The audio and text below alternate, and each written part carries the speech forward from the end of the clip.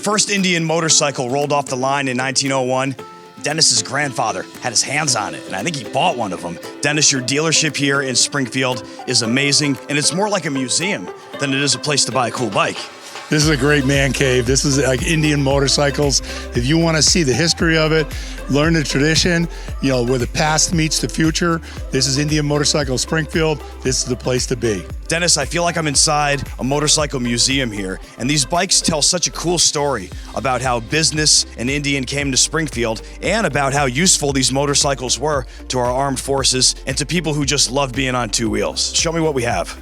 This is what I like about this place. We do more than sell motorcycles. We want to educate people to what the Indian motorcycle story is all about. The people that bought these bikes, they loved them. They tell a story. And my grandfather, he ran the machine that would take a piece of steel and press out the tank or the fender. So when I touched this tank right here, my grandfather ran the machine that pressed this out. So it's a family tie to me that is very, very powerful. You take a look at this lineup of pictures right here. This is very special to me. This is Doug Miles. Doug was a very good friend at the dealership. He used to come in here all the time. He bought an Indian Chief, brand new when he was in the Navy in Puerto Rico. He was able to put that bike on the deck of his ship. He took it to Trinidad, Canary Islands, and so on and so forth, back to Norfolk, Virginia, got discharged and rode it all the way back up to Chicopee, Mass. Doug, in his will, left me that motorcycle. That bike sits over in a corner over there now. So every year, I donate a brand new motorcycle to the Holyoke Soldiers Home, and we raffle it off all year long. And we made that raffle in Doug's name. This year alone, we raised $43,000 up there for them. This one right here is a 1932 four-cylinder. It's a really cool bike. I found this bike in a barn down in Connecticut. It took me about 7 years to figure out where this bike was. To do this kind of stuff, you almost got to be a detective. Right. You hear little pieces of information. It's a 1932 four-cylinder. Really, really nice piece. A rare one, for sure. And all these bikes, by the way, they're all road. They're not museum pieces. During the summertime, I ride them all. This bike right here is really special. This bike was like a holy grail for our area. It's a 1951 Chief.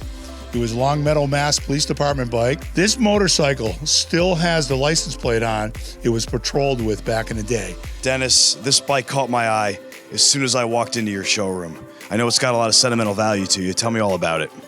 This is one of my grandpa's bikes. In 1949, Indian was producing what they called their vertical series.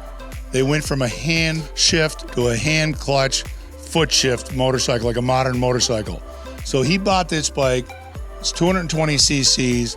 He even ran this bike with a set of skis on it. It was an Indian accessory package, cool as hell, spring loaded. You kind of pushed him down, gave you stability. You put a snow tire in the back. He rode year round. He was just one of those kind of guys. Now see this tank right above the handlebars? That's an acetylene tank.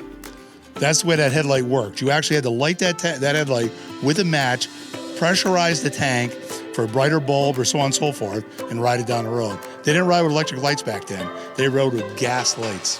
So Dennis, how many Indian dealerships exist right now in the United States? There's about 200 Indian dealers out there right now. And it's a fantastic product. Dennis, this is a comfortable motorcycle. What am I sitting on right now? You're sitting on a 2019 Indian Chieftain Limited. This is 111 cubic inch, 119 foot-pounds of torque. It even makes you look cool. How do I turn it on? This is the main power button right here. That's it, right there. Yeah. You watch your screen toggle up. Gives you that nice little Indian thing. That's pretty neat. Now we got full navigation on this bike. It's neat how everything just right on your hand, like the controls to access the radio, the Bluetooth, the way you put the windshield up and down on both sides, like it's a comfortable grip. Dennis, these new Indian bikes are amazing, right? But can you take me to the factory where it all began? Yeah, I can take you down to Springfield and We gonna go for a ride? Well, we go for a ride? I'd love to go for a ride, but let's go down to Springfield first. I can get you into the old factory, so let's go down there. There's one wing that they have not converted into apartments yet. So let's take a walk down memory lane and go stroll through the building where this actually started. So Dennis, at one point, this building that we're walking through right now was the largest motorcycle production facility in the world when Indian opened up here in Springfield. That's correct. Springfield's got quite the history. It was the home of the first armory for the United States. George Washington located that here.